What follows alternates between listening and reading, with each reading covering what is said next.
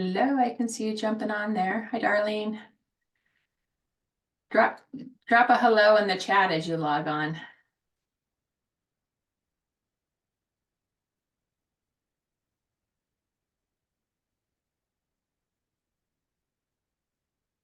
Hello, everyone. Drop a hello in the chat as you get on.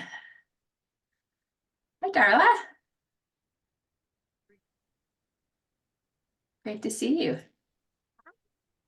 We can't hear you.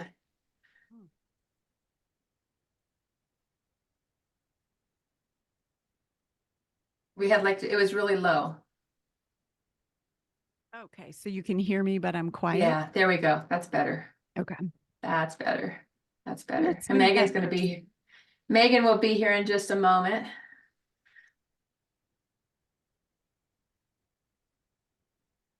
Hi, Everybody a Krista. chance. Good to meet you. Hi, Darla. Nice to meet you too. You guys should know each other anyway. I'm excited. I am very excited. Totally excited. I'm really, really excited. It's it's really an amazing panel that I'm super stoked about. And Megan had a meeting right up to noon, so she'll be here in just a moment. And we see just some great people logging on. And so hello to you all. Let's see, it looks like we've got some, oh good, we've got some chats coming in here. We've got Darlene and Brandy and Paris all saying hello. So welcome, guys. It's great to have you. As you are logging on, and we're waiting for Megan, who will be here in just a moment. I would love for you to just say where you're joining us from as you're logging on, and we'd like to see where we're all represented from. Kristen, where are you at? Tell us. Why don't you tell us where you're at? I am in Connecticut. Nice and cold, but not snowy yet, Connecticut. Yeah. It's cold here in Colorado and snowy today. So how about you, Darla? Where are you at? I am in Glenwood Springs, Colorado. Yay, very good. Just up the hill from you. I know, I'm so excited. We haven't had a chance to get together since you've been here now. So one of these times down the hill, you need to holler and we'll go have a cup of something. I've got my dates for January scheduled, so. Cool. And Miss Megan, hello. We can't hear you. Super excited. Oh, there we go. There you are.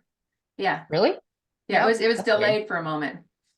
So. Well, I was just on another planet, so it took me a second to come on over here. She was doing Dame's business. That's right. Yeah. Well, welcome everybody. I am so excited to have you here today. We are going to be talking about some really good stuff here around making more time prosperity and wealth prosperity in your business and your life. And I had so much fun picking out this panel and knowing that these three women are going to be bringing so much good wisdom and how do you create more time prosperity and wealth prosperity in your business.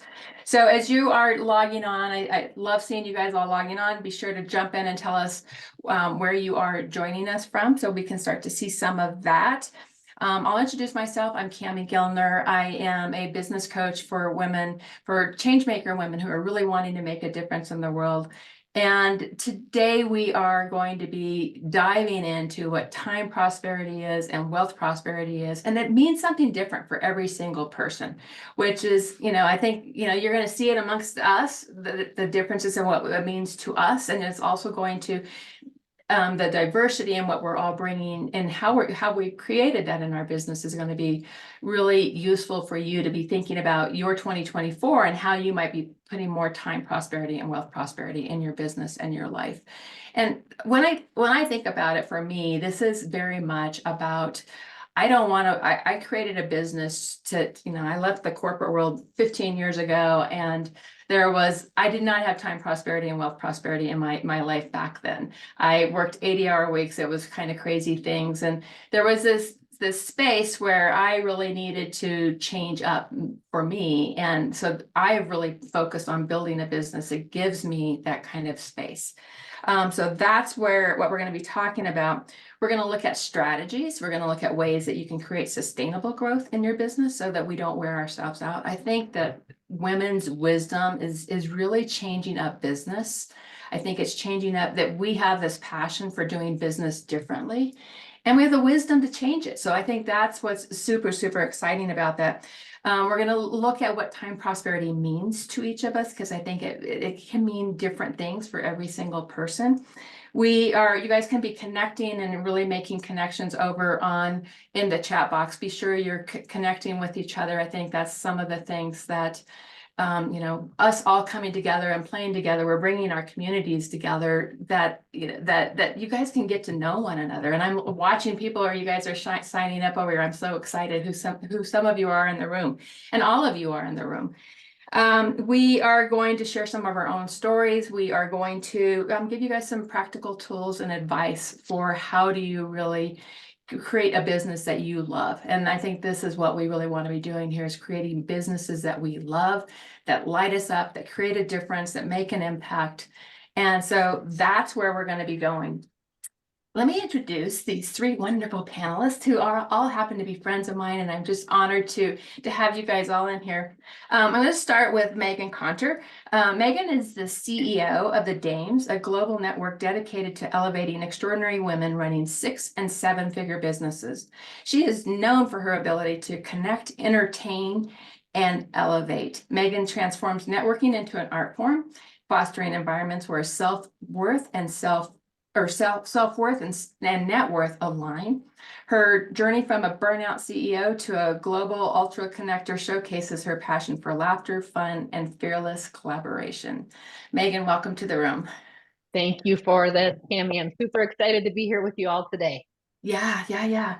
And Krista Grasso is the innovative mind behind the Lean Out method and the creator of the Simplify to Scale system. As a strategic advisor, Krista partners with visionary CEOs, helping them navigate the complexities of scaling their businesses while leading a rich, fulfilling life. Her expertise lies in this streamlining operations and building lean, high-impact teams, enabling businesses to grow sustainably and profitably. Welcome, Krista. Thank you so much for having me. I'm excited for today. Yeah, and Darla Ledoux is the founder of The Sourced and the author of Shift the Field, bringing unique blend of engineering precision and intuitive guidance into the world of transformational coaching. She's my soul sister when it comes to mixing up soul and strategy together. So I'm really super thrilled you are here. Darla's approach to business coaching and leadership certification is deeply rooted in the belief that transformation should be the norm, guided by our inner knowing and trust in life's perfect unfolding. So welcome, Darla. I'm so excited to have you here. Thank you. Me too. Yeah. And so who is excited to hear from these wise women? Just drop a big old yes in the chat, and super excited to dive in here. So get out your pen and your paper, and you're going to be wanting to take notes. You're going to be wanting to hear some, really integrate the wisdom that these women are bringing forward, and keep the chat going. I love hearing, we love to go back to this and really know who's in the room and have conversations with you guys. And as you're listening, if there's something that really stands out for you, type in the word golden nugget, because I think let's just reinforce it, or even just type in, re-emphasize, say what they said into the chat. So it's a good way to dive into this. So let's dive in. I am going to open up to this question. What is the single most important strategy that you have implemented in your business to set your business up to scale with more time and more dollars for sustainable growth? Darla, do you want to kick us off with that one? Sure, I'd love to. Let me set my little timer. When I was thinking about this question, for me, the strategy, it's not going to feel like a strategy, but it really is a strategy. So I want to say, as a former engineer who had a lot of training in structure and math and all of that, the strategy really is to trust your magic. And I'll share a little bit more about what that means for me. So back in 2017, I hosted a big event, and I found myself on the phone with a friend of mine, and I said, and I was shocked I heard myself saying this, if it weren't for this stupid event, my life would be so easy right now. And then I literally looked at the phone and was in shock with myself. because it really was true that I had created this sustainable business. My first book is called Retreat and Grow Rich, and I was offering retreats. I had a whole Facebook ad funnel set up, and people would come on retreat with me, and then they would continue to work with me, and life worked. And then I had this event because I had a mentor who said, if you don't host big events, you're really nobody in this industry. And like those words just seared into my I remember brain. you telling me that story. It was like, you're nobody. You're like, what? But yeah, like those exact words. And I thought, I don't want to be nobody, right? So here I am hosting this event, even though everything else is just flowing and coming toward me. And so I made a commitment at that time. First of all, I opted to lose money on the event rather than like hustle and put butts in seats. So since we're talking about time prosperity, and from that point, I really got committed to hearing what my guidance was telling me. And over time, I've developed a system to help people tune into how their guidance speaks to them, because it feels so vague, right? I thought I was being intuitive when I made the event, but really that was playing out in the back of my mind. So fast forward, I really spent a lot of time learning to hear what was a soul guided yes. And that looked like a lot of doing nothing. So I can't wait to hear from Krista with Lean Out, because it looked like a lot of doing nothing until it was clear what to do. And the reason this is a strategy is when COVID happened, first of all, before it happened, I was offering this year-long program and I'd been doing it for a while. I intuitively knew to make my March 2020 retreat virtual. No idea why. I'd never done it before. I'm like, I'm feeling like this is virtual. And that was, 6 months prior. Oh my gosh, And that's then, awesome. right. And then as, COVID was happening, I didn't freak out. I knew that source would tell me what to do, but I had a business called Retreat and Grow Rich, right? I was Yeah. teaching people how to get people together in person, and my business was obsolete overnight. But because I had practiced actually hearing how my knowing was guiding me, it was a pretty simple transition. Yeah. And then Yeah. most recently, I got a message that was host a retreat for the people.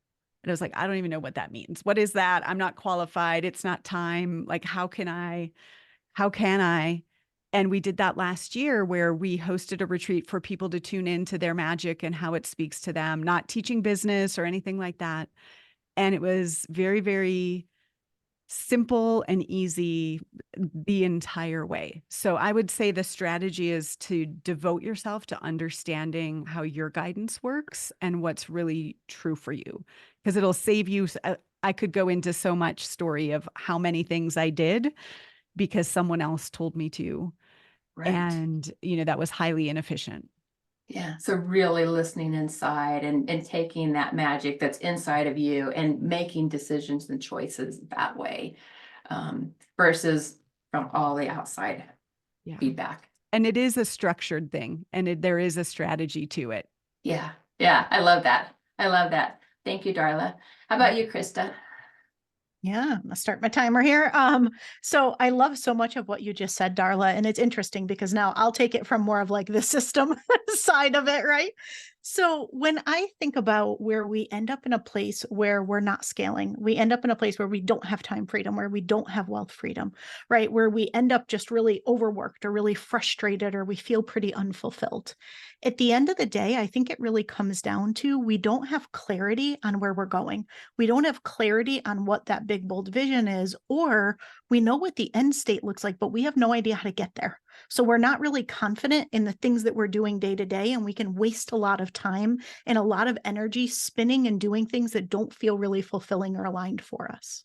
So when I think about this, to me, the strategy is having a way to connect that beautiful, big, bold vision that we have and making sure that we have a lot of clarity around that, but the ability to connect that down to the activities that we do in a day-to-day in our business.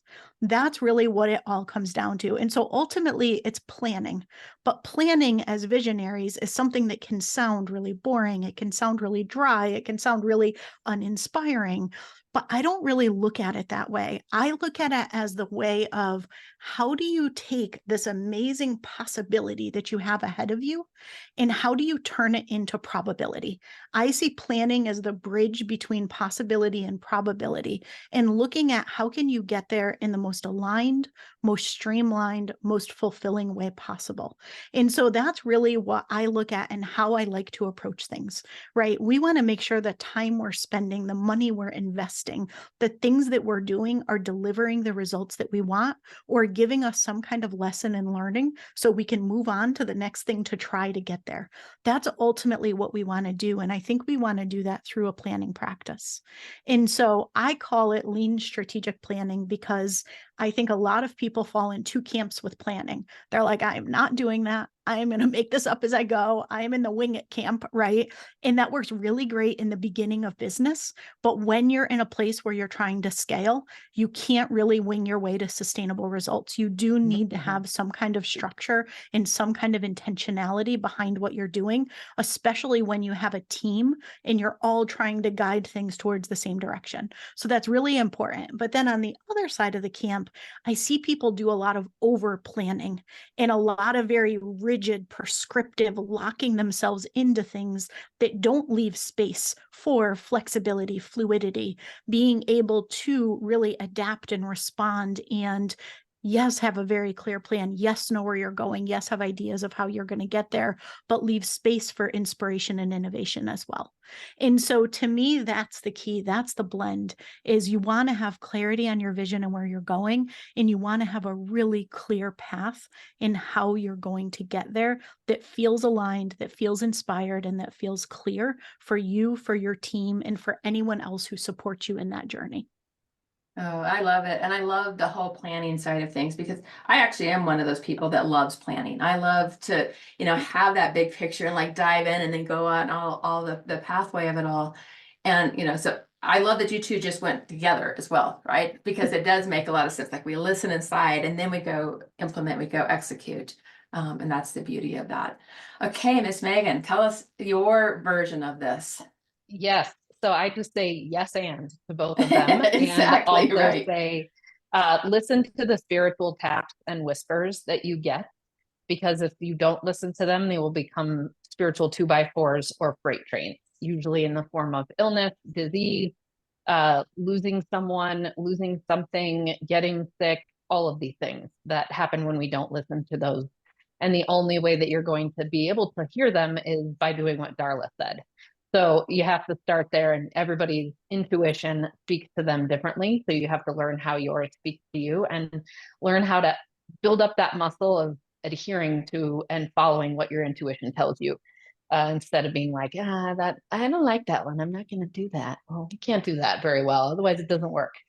And then also making sure that when you decide you're going to scale, that you're scaling the right business model for you. That's in alignment with your big picture vision. My big picture vision hasn't changed in all of my businesses. It's always been to get more 6-figure women to the 7 and 8-figure levels in business. But my vehicle that has driven it has been different in my marketing, coaching, and consulting business, and then moving over into the DAME. Knowing that what I learned was my marketing business was not the right model for me. It was not at all. And that was giving me all kinds of signals in my body and issues that I was having that helped me direct myself toward the membership model, which is the model for me to scale my business. So just knowing what that is for you takes time, and it takes listening in, and it takes reflection, and it takes giving yourself the time to figure that out. Cool. I love that. One of the other things you talked about, Megan, when you and I were chatting was about how desire kind of comes into the mix of this. Oh, yes. Yes. So just a thought for yourself, right? A question to journal on. how much of what I'm doing in my business meets my deepest desires. Ooh. And even when we're thinking about what are my deepest desires, most of us can't even think of what our deepest desires are, what our wants are. And I'm reading an incredible book, 2 books side by side, because this is how I do things. One that I feel is very feminine energy and one that is very masculine energy. So I'm reading Unbound by Kasia Urbaniak, and I'm reading 10X is Easier Than 2X by Ben Hardy and Dan Sullivan. Both of them are beautifully in harmony with one another and helping me understand, my gosh, I thought I knew what my desires are, but I am like many other women, and I have not given myself the space, the time, and the ability to pull away all the things that aren't my desires to really get to the core of what our deepest desires are. And then instead of designing our business by shoehorning in some desire a little bit here and there, like, try to find some space in there for it, forget about that. We actually go back to the drawing board and design our businesses with our desires in mind first. And then there's space for other things. It's a very different way of thinking about things. Totally. And it's so good because it's when you look at your desires, you're leading with how the life that you want to create, right? Versus just saying, okay, I'm just gonna go out there and work really hard and just create this life. It's like, no, let's start here. What is the desires around what I want my life to look like, what I want my business to look like, what I want my impact to be? All these different pieces really start to weave together. Yep. And the most important thing you said there was what I want my life to look like, because Exactly. we often do it the reverse. What is my business going to look like? And then, oh, where's my life in there? Yeah. Yeah, totally. It's like we've got to start with what do we want our lives to look like. So love it, love it, love it. So I thought about this question myself, and I looked at the word that kept coming up for me was simplify. And this was just something that I've done in my own business in the last many years, where I kept finding that I had a whole lot of products out there. I was like, constantly one month I was marketing one product, the next month I was marketing another product, and I was really scattered all around. And so learning to look back at my business and go, okay, where do I want it to go? What's the desire that I'm having here? How do I listen to that inner wisdom, and find clarity in what my business wants to be? It's a question I often ask my clients to journal on is, what does your business want to be? And just journal on that question. And you might find some really amazing, just insight flowing up to you. So when I started to think about, and what I kept hearing was this word simplify, and how do I simplify my business? So I let go of several products to really focus in on who my core client is. So it's women entrepreneurs who are really growing and taking their business to that next level. And so as I looked at that, it was like, okay, how do I really serve them? What is their biggest needs? What's the customer journey that I can get into, that I am just so deep in their conversations that I'm really speaking their love language. So simplifying what I offered, and that means an ascending product model. It means it's a high value product model. I'm helping my clients solve big problems and big dreams and big desires. And so simplifying my product model, getting rid of some of the products that were there that, kind of didn't really fully fit that scope. And even some of the ones that I was like, oh, I really like that one. But it was such a good decision to go, that doesn't fit into the mix of this, right? So to let those go. And so that clarity on simplicity there, which simplifies so many other things when you do that, is it simplifies the content you're creating. It simplifies how you market your offerings. You don't have to do everything. We get hit with so much on every single day of all the things that we should be doing. And it's like going back in and listening inside. And it's like, what are the right marketing approaches that I want to use in my business? Pick the ones that you want to do really well. A few of them, simplify and learn to do those really well. And then repurpose and re-leverage. So, I've done a podcast. I'm almost on my 7th year of doing a podcast.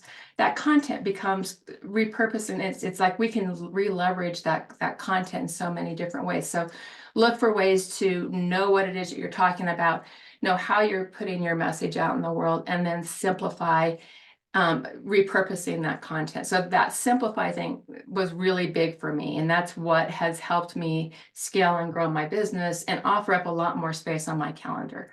It was a really important decision for me, and it wasn't always an easy decision, but it's those kinds of decisions that help us stay aligned with our clients and continue to grow our businesses because we know where our customers are going. We're so intimately connected with them.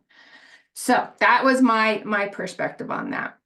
So the next part of this, I want to talk a little bit about time prosperity and really what does time prosperity mean?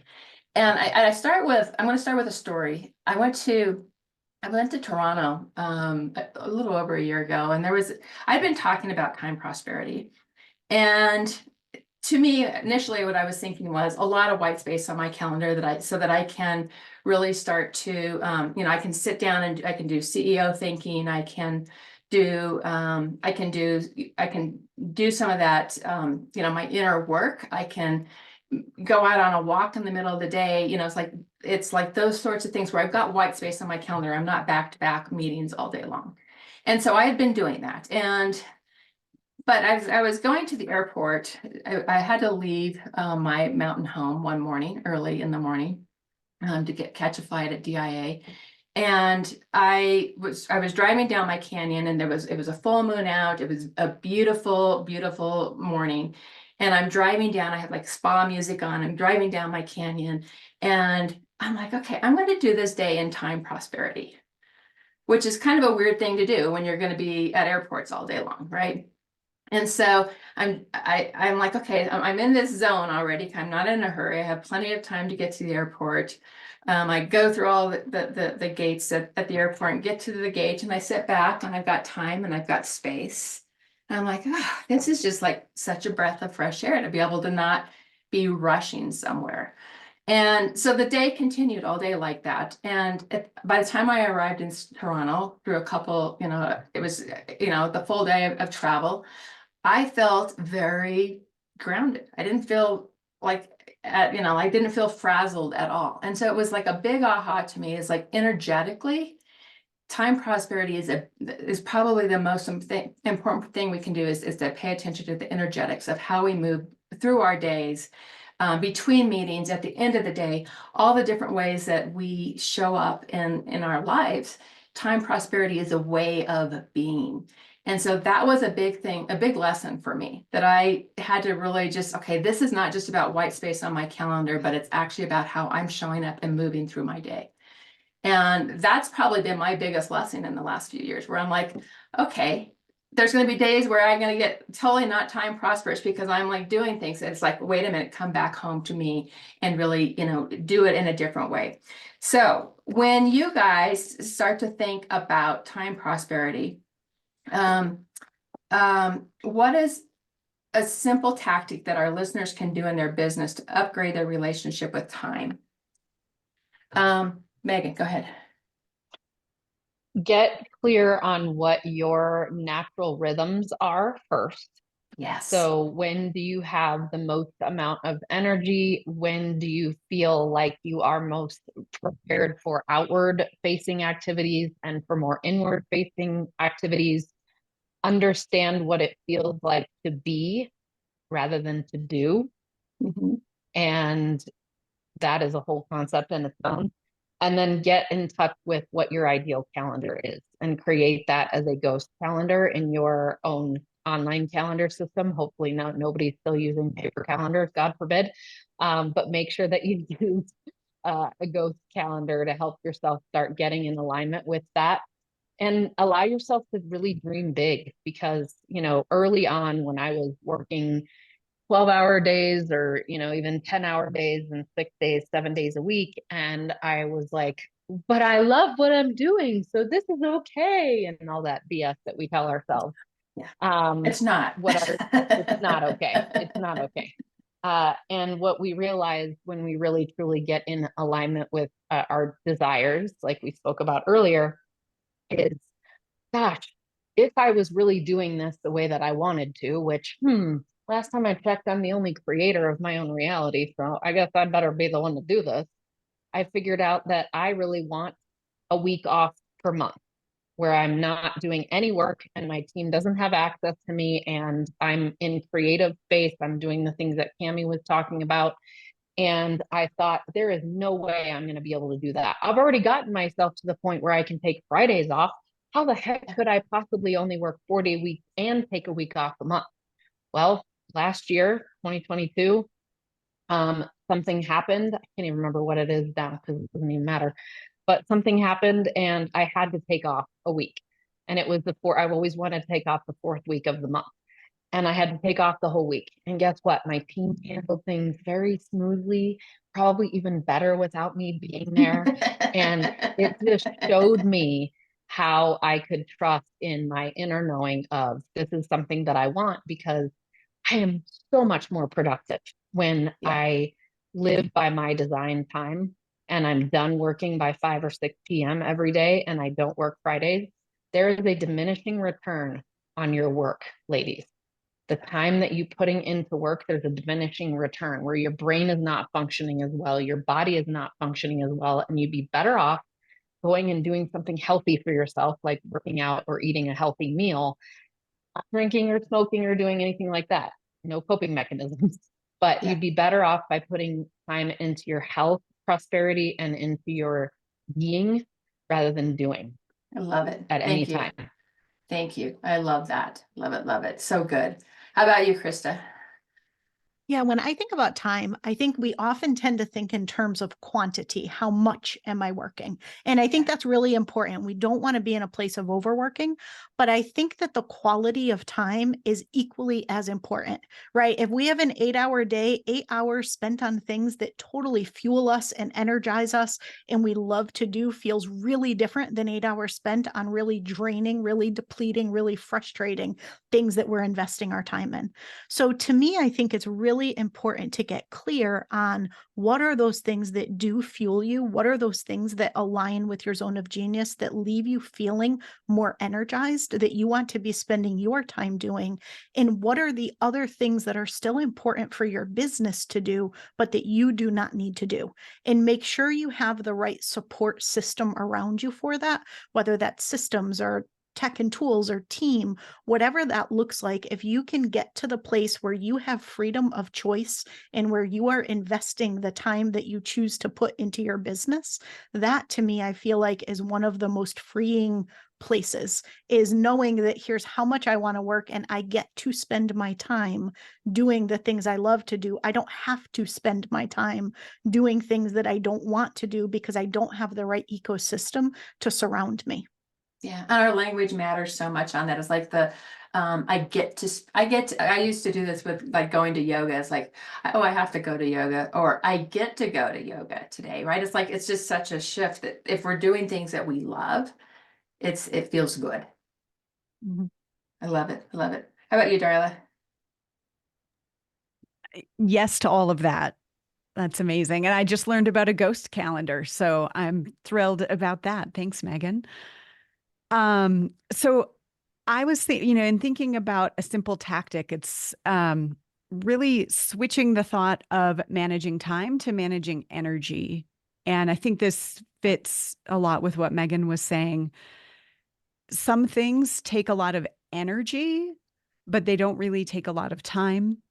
And sometimes our time and energy, like we can be cultivating the energy for an outcome in our business while we're walking the dog or in the forest or at the beach or running errands and I think we just think about managing time as what am I doing when I'm sitting in front of my computer.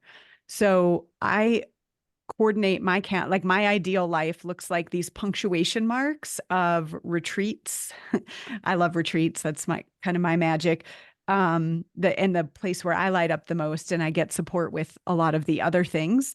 But having these things that punctuate and then cultivating the energy toward it that then affects everything. So I just think in energy rather than time. And when I'm in the right energy, to Megan's point, I can sit down and I can get so many tasks done in a very, very short period of time.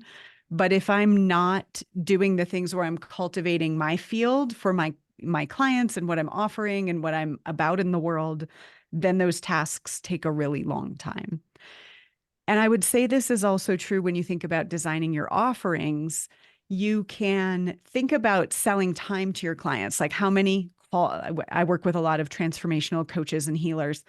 How many calls, how many hours, how much time am I giving, how many months? But we think in energy and containers. And when someone's in your container and they're in the energy of the container that you're cultivating while you're out for a hike, they get to tap into that energy even when they're not actively on a call with you. Yeah. And this isn't about like not spending time with the clients and the business, because that's, fun and you love it, but knowing that the container's doing work even when you're not actively in time with clients, right? Like that they can tap into you when they need you, not that you're proving your value by giving so much time on your calendar. That's really beautiful. I love that. It's like, it's just, you're opening yourself up to take that what makes your energy really be bright, the light of you show up, and what, makes you feel happy and good, and how that gives back. It's really a beautiful analogy. I love that. Totally love that. Okay. So we had, we're going to open this up. We've got about 10 minutes to do some questions, and we got a couple of questions that came in beforehand. So if you've got a question, and I'm not sure we'll get to all the questions, but if you've got a question, drop it into the chat. If we don't get to all the questions, we can follow up over on the Extraordinary Women Connect Facebook group and just we can respond to questions we don't have time to do here. We got a question from Brandy, and her question was, my biggest struggle is staying engaged and inspired. I get excited to start things. I love thinking about big projects and goals. I love planning. However, I get bored with execution and the details. It's hard for me to stay focused. The small day-to-day things that lead to the big things. What tips do you have for me? I'll kick it off, and then I'll kick it over to Krista, because this is right up her alley as well. But I yesterday just had my client retreat and our year-end client retreat. And one of the things that we do is we start like, what are the top initiatives that you want to achieve in this year? What's your goals? What's the top initiatives you want to achieve? And you start to break those down, put it like maybe 2 in per quarter, but not too many per quarter, because everybody says, okay, I want to put all my initiatives into the first quarter. And guess what? That doesn't really work. So if you put like, okay, I'm going to focus on 2 big initiatives that's going to move the needle in 2024. In those 2 initiatives, and then start to count out 12 weeks into the new year. One thing that you can do to help achieve those 2 initiatives per week, one thing that you can do through those 12 weeks, and then you're just simplifying it, you're creating calm. So that's one of the tips I have for that. Krista, what do you have? So there's a lean concept that I love and live by. It's stop starting, start finishing. And I think if you approach things in your business through that light, that you're going to finish everything that you start, I think it helps you make the right decisions about the things that you're going to commit to. But once you have started something, as visionaries, we love the creation, ideation, and starting. We don't love the finishing, the running, and the optimizing. And so I also think practically, we just want to have the people on our team who can see things through. So I think it starts by not committing to and starting something that we don't have the intention of seeing all the way through, but also making sure that we have the right support with us to make sure that we've got people who that is their strength, that is what they're passionate about, so that they're making sure that it's getting done, that the client experience is exceptional, and that it's something that you're maintaining and getting the value from over time. That's a great one. Anybody else have anything to add to that? I want to say yes. And the top thing for that is knowing thyself as a business owner, because some of us are quick starts in Colby or 7 Enneagrams, ENFPs, people who love to come up with the ideas and have all of the relationship strengths and the influencing strengths and none of the execution strengths. So it's about understanding ourselves first, so that we can then fill in the holes, like Krista said. And it is imperative to have the team members that not only excel at it, but, we ask ourselves, how could somebody possibly love to do all the details? There are people who love to do the details. So let them do the details, not you, if you're not a detail person. Love it. Love it. Darla, do you have anything to add to that? Well, I go back to magic and your the way that you know what you know. And I would guess that this person, Brandy, is a recognition magician or expansion magician in my model, which means you're constantly seeing how things could be improved and you're recognizing the patterns and you have brilliant ideas of how to solve some of life's biggest challenges. And then the question, to Megan's point is this mine to do? And because recognition magicians like just manifest bringing in a client who's working on that project, and then you can get it done through them. Where it's their purpose, but if it's not yours to do, you've got to be really good at letting it go. Yeah, I love that you know that. Excellent. Excellent. I love it. Okay. Another question we got from Carrie is the biggest challenge I face is chronic fatigue. So my energy is inconsistent. I think a lot of female entrepreneurs face this in varying ways. So I need better processes to put in place to handle the flow of business and ones that are easily adjustable as the needs of my business changes. And I think we've hit on this a little bit from the perspective of rhythms. And that was the note that I jotted down here was like, find your rhythms and really tune into when do you need to rest? When are you best at getting things done? Are there times of the year that you do different types of things? In the planning that we often do, we're actually looking at, is winter a time you like to really go inside and be, quiet? And is spring a time that you actually are coming out? So really look at it through the rhythms that impact you. It might even be moon cycles, it might be female cycles, it might be all those sorts of things. Darla, do you have anything else you'd like to add to that? It's interesting. I was thinking about how my business has changed and evolved. And Cami, you talked about simplifying, and I'm like, yes, come simplify things for me. And Megan, you talked about like, I know this is my business model, and this is the one that most serves me. And mine has changed as I have honed my connection.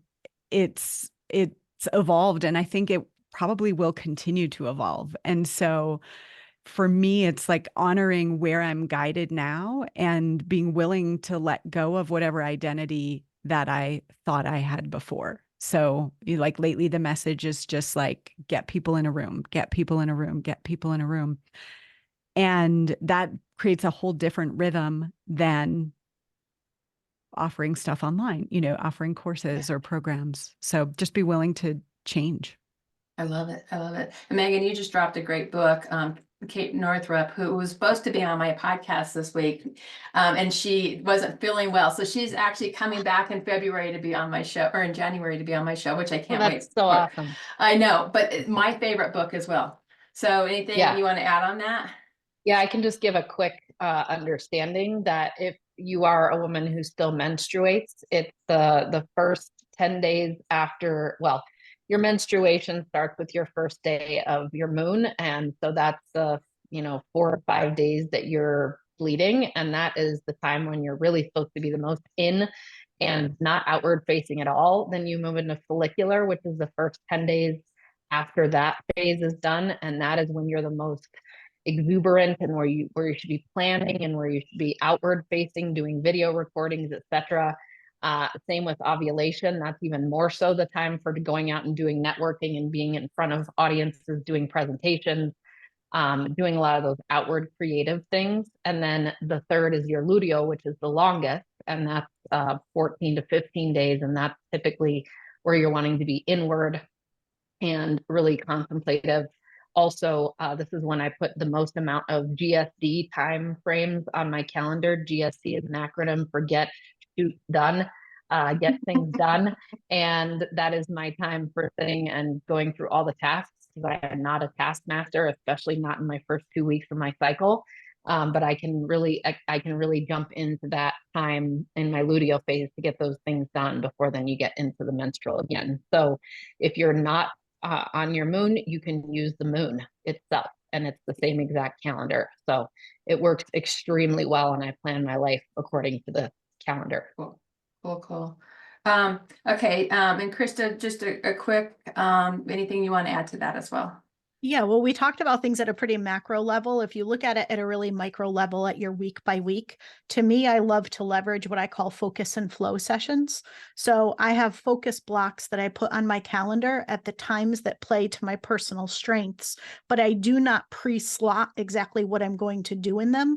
I leverage more flow of I'm feeling really creative and inspired today. So this is when I'm going to do my content creation and my writing. I'm feeling kind of more like I just want to be behind the scenes, not really talk to anybody. I'm going to do more kind of operational type things. Yeah. So I schedule the blocks to align with my strengths, and then I pull and flow the work that I do based on what feels right at the moment. So good. So good. So I know you guys are hearing so much good wisdom here. As you're tuning in here, drop in what your favorite tip has been that you'll be able to implement in the next 30 days. What are some things that you guys can go do in the next 30 days and start to implement? So just start to drop those into the chat box. What I'd like to give you each a quick, we're doing good on time. Let me look here how we are. We are perfect on time. We are right on time. What I'd like to hear from each of you now is one more pearl of wisdom as it pertains to creating more time and wealth prosperity in your business. And then let everyone know how they can connect with you. Krista, do you want to kick us off? Yeah, sure. If you don't yet have a clear enough vision, or maybe it's time to reimagine and think bigger, I think it's such a valuable exercise to do. And I always think of vision across three facets. There's your business itself, there's you personally and your role in the business, and there's the vision that you have for your clients and what transformation and results you want to see for them in the future as well. And I think if you can get really clear on that, and then just make sure that the things that you are doing are in support of that, you will have much more time freedom, much more wealth freedom, and the things that you do will be much more aligned with where you want to take things. So that would be my one tip. And if you'd like to connect with me, you can find me on my website at leanoutmethod.com, or get my podcast at leanoutpodcast.com. Excellent. Love it. How about you, Darla?